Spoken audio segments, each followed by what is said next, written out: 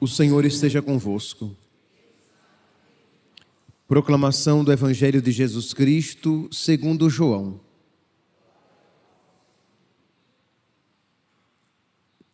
Deus amou tanto o mundo, que deu o seu Filho unigênito, para que não morra todo aquele que nele crê, mas tenha a vida eterna. De fato, Deus não enviou o seu Filho ao mundo para condenar o mundo, mas para que o mundo seja salvo por ele. Quem nele crê não é condenado, mas quem não crê já está condenado, porque não acreditou no nome do Filho unigênito. Ora, o julgamento é este: a luz veio ao mundo, mas os homens preferiram as trevas à luz, porque suas obras eram más.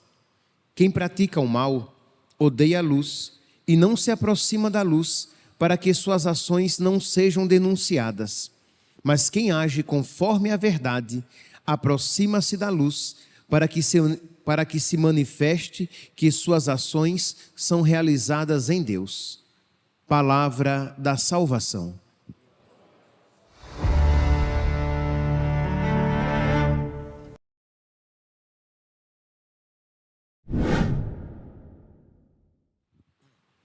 Caríssimos irmãos e irmãs,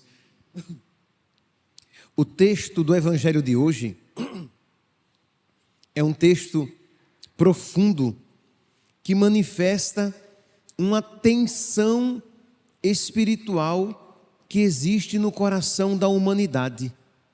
Isto é, esta luta que existe entre a luz e as trevas.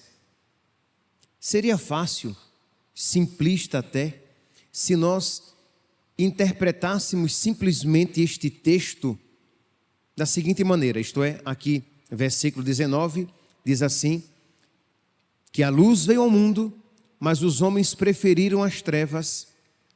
E aí nós aplicássemos simplesmente no sentido de, a luz é Jesus, os homens que preteriram Jesus e preferiram as trevas são os judeus e os romanos. Pronto. Seria muito simplista se nós fizéssemos esta leitura, mas nós precisamos fazer uma aplicação a nós também. Isto é, a luz veio ao mundo, mas os homens preferiram as trevas à luz.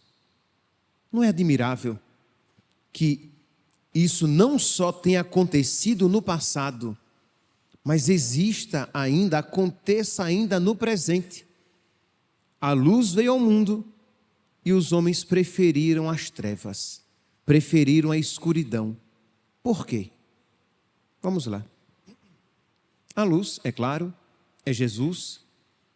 Ele vem ao mundo como manifestação do seu amor. Nós ouvimos aqui no início do Evangelho de hoje, diz assim, que Deus amou tanto o mundo que nos enviou o seu Filho unigênito, para que não morra todo aquele que nele crê, mas tenha a vida eterna. Então a luz vem ao mundo como expressão do amor de Deus. E a luz vem ao mundo para salvar o mundo, não para condenar o mundo. Versículo 17, de fato, Deus não enviou o seu Filho ao mundo para condenar o mundo, mas para que o mundo seja salvo por ele. Não obstante tudo isso, o mundo, os homens, preferiram as trevas à luz. Por quê?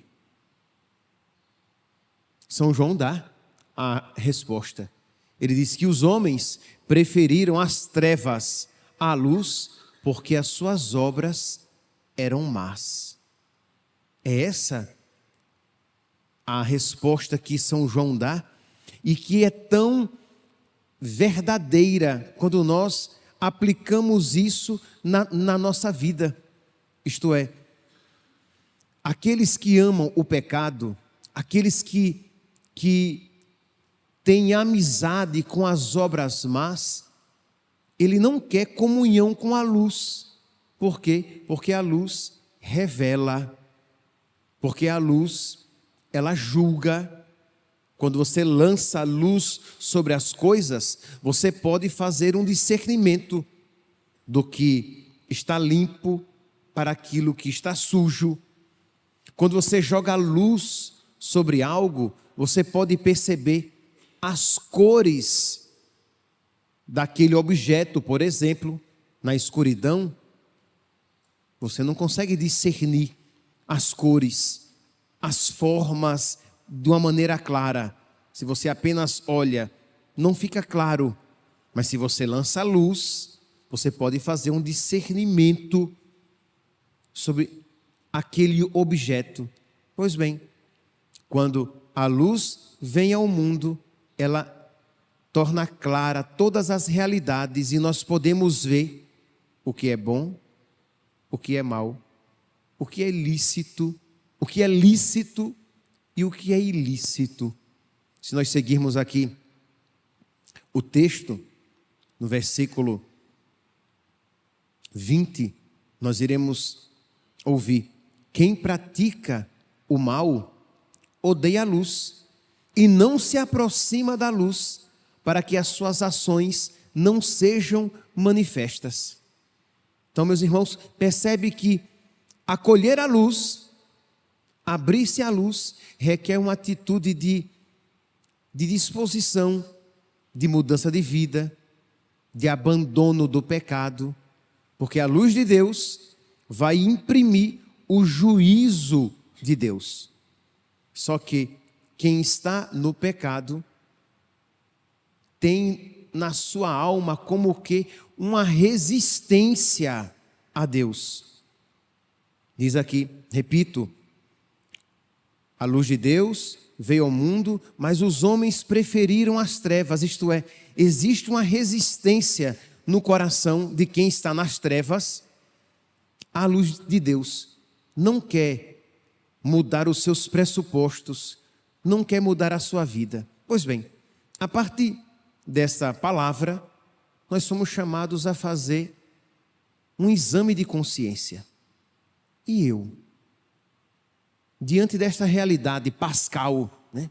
A luz será uma realidade que nós iremos, a respeito da qual nós iremos meditar, muitas vezes durante a Páscoa, durante este tempo até Pentecostes. E a pergunta é: eu tenho me aberto à luz? Eu tenho procurado a luz de Deus? Ou eu tenho fugido da luz de Deus? Por quê? Porque a luz de Deus revela a situação da minha alma. A luz de Deus revela aquilo que não está de acordo com os mandamentos de Deus na minha vida. E aí eu fujo. É interessante que às vezes o tempo pascal é um tempo de mergulho nas trevas para muitos católicos. Explico. Você durante a quaresma, você está mais cioso, zeloso pela sua vida espiritual. Você escolheu, abraçou propósitos, você está combatendo alguns vícios. Então você está sempre se analisando à luz de Deus, para ver se você está caminhando direitinho nos seus propósitos para agradar a Deus, para se unir a Deus. Só que termina a quaresma, você volta à vida comum, à vida rasteira, à vida medíocre. Na quaresma, você estava rezando um pouco mais, mas terminou a quaresma, Cristo ressuscitou, eu posso morrer novamente. Eu posso voltar à escuridão, abandonando aquelas práticas de oração que me faziam estar sob a luz de Deus. O Salmo 118, versículo 105, é aquele salmo bem grande. Diz assim: vossa palavra é uma lâmpada para os meus pés, é uma luz que ilumina o meu caminho. Jesus é o verbo de Deus, é a palavra de Deus, de modo que Jesus, palavra, é luz. Se eu quero estar na luz de Deus, eu preciso estar debaixo da sua palavra, comparando a minha vida à palavra de Deus. Mas não poucas vezes, terminou a quaresma, você se afasta da palavra de Deus, se afasta de uma vida de mais oração e você irremediavelmente mergulha novamente nas trevas. Quando não, conscientemente se afasta da luz, porque você começa a ver as consequências necessárias na sua vida. Isto é, se você perseverar numa vida de oração, se você perseverar na meditação da palavra de Deus, se você perseverar no silêncio, você vai vendo cada vez mais o que existe de desajustado na sua vida. E aí, as trevas fogem da luz, para que as suas obras não sejam manifestas. Não são poucas as pessoas, são muitas as pessoas. Isso é muito comum. Mas, infelizmente, deixa eu aqui fazer uma ênfase, é muito comum. Quantas vezes no confessionário vem uma pessoa e aí você pergunta há quanto tempo não se confessa, a pessoa diz há quanto tempo, e um dos pecados de que a pessoa se acusa é: eu abandonei a oração. E aí eu pergunto: mas por que você abandonou a oração?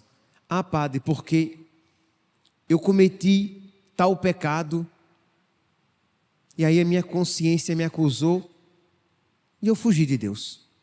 Eu abandonei a oração. Mas por que isso aconteceu? Vamos tentar aqui, assim, de uma maneira bem prática. Por que as pessoas, quando pecam, algumas, muitas, a primeira coisa que elas fazem é abandonar a oração? Por quê? Porque quando a pessoa que pecou e que não quer largar aquele pecado, quando ela vai rezar, aquele pecado se torna bem evidente. Porque ela está vendo a sua alma à luz de Deus. A pessoa que pecou, que cometeu um pecado frequentemente recorrido, que fez algo frequentemente praticado, isto é, você tem um namoro, e não são poucas as vezes que você tem caído num pecado no seu namoro. Não são poucas as vezes em que você tem usado inadequadamente as redes sociais e tem pecado nas redes sociais. Não são poucas as vezes em que você tem sido desonesto financeiramente, moralmente, afetivamente com outras pessoas. Que você tem traído o seu marido ou a sua esposa. E isso tem acontecido frequentemente porque existe um apego no seu coração a esses pecados. E quando você os comete, se colocar diante de Deus, que é luz, é ver a miséria, a hipocrisia, a pouca disposição que existe em você para lutar contra aquele pecado, e aí você foge de Deus. Você se refugia nas trevas. As trevas fogem da luz, porque não quer que as suas obras sejam manifestas, porque quando você reza, quando você silencia, você ouve a voz de Deus que diz: mude de vida, mude de atitude de coração. Você sabe que isso que você tem feito não está correto, e como você não sabe o dia e a hora que você será chamado, você pode se encontrar nesse estado no dia da sua morte e perder para sempre a salvação. Mas isso é tão duro de se ouvir, porque exige uma tomada de atitude, de postura. Isso é tão duro de se meditar, que a pessoa prefere fugir da oração, para não pensar naquilo, para não ver as coisas com esta clareza meridiana. Então as trevas fogem da luz, para que as suas obras não sejam manifestas. Meus irmãos, nós estamos no tempo da Páscoa, e o tempo da Páscoa é todo ele uma busca de uma maior configuração a Cristo, de uma maior união a Cristo, pelo abandono do pecado, inclusive dos pecados veniais, pela prática da virtude, mas para isso é necessário que nós nos coloquemos diante da luz de Deus, da sua palavra, na vida de oração, no silêncio, para que eu veja as minhas imperfeições, para que eu veja as minhas feiuras, para que eu veja as minhas rachaduras e possa trabalhá-las, e possa, com o auxílio da graça de Deus, modificá-las, porque o Senhor, que não vem para condenar, vem para salvar, Ele vem para curar, corrigir, julgar, redirecionar a minha vida. E tudo isso é um processo doloroso, que toda mudança de vida requer morte.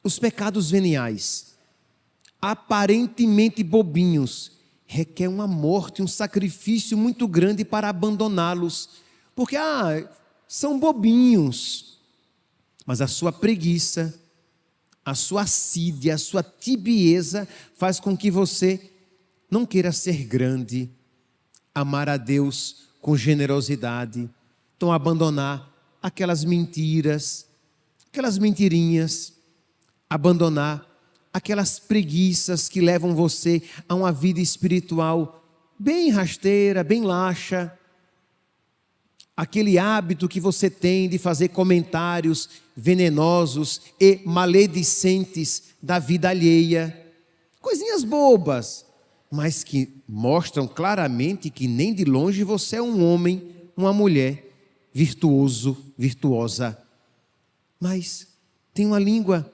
tão pérfida, tão má, tão maldosa, em coisinhas pequenas. Ninguém vai ser grandemente prejudicado, mas são pecados veniais, guardados, alimentados, criados no seu coração, que predispõem você a pecados mortais e que vão levando você a uma vida cada vez mais superficial. E como você não quer mudar de vida, você vem à missa e você não é generoso, por exemplo, de fazer ação de graça, seja a missa dominical, seja até mesmo a missa semanal.